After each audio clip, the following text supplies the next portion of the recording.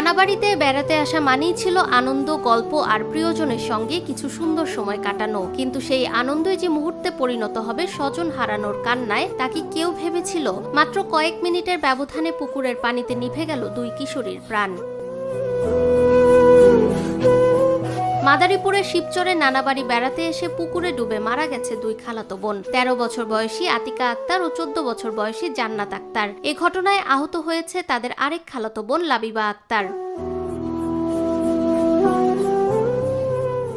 শনিবার বেলা 3টার দিকে উপজেলার পাঁচচর ইউনিয়নের বালাকান্দি গ্রামে এ ঘটনাটি ঘটে। পরিবার ও স্থানীয় সূত্রে জানা যায়, ঢাকা থেকে বাবা মায়ের সঙ্গে গ্রামে এসেছিল আতিকা। পরে দুই খালাতো বোনকে সঙ্গে নিয়ে নানাবাড়িতে বেড়াতে যায় তারা। দুপুরে 3 জন মিলে নানাবাড়ির পুকুরে গোসল করতে নামে। এক পর্যায়ে 3 জনই পানিতে ডুবে যায়। উপর থেকে বিষয়টি দেখতে পেয়ে একজন চিৎকার শুরু করলে স্থানীয়রা ছুটে এসে তাদের উদ্ধার করেন। পরে শিবচর উপজেলা স্বাস্থ্য কমপ্লেক্সে নেওয়া হলে চিকিৎসক আতিকা ও জান্নাতকে মৃত ঘোষণা করেন। আহত লাবিবা হাসপাতালে চিকিৎসাধীন রয়েছেন।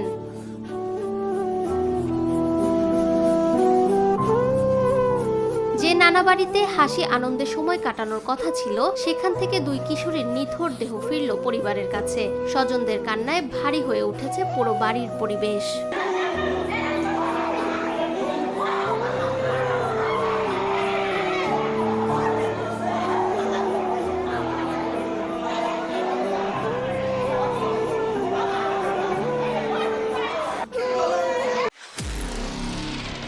নিরপেক্ষ, সত্য প্রকাশে আপোষহীন।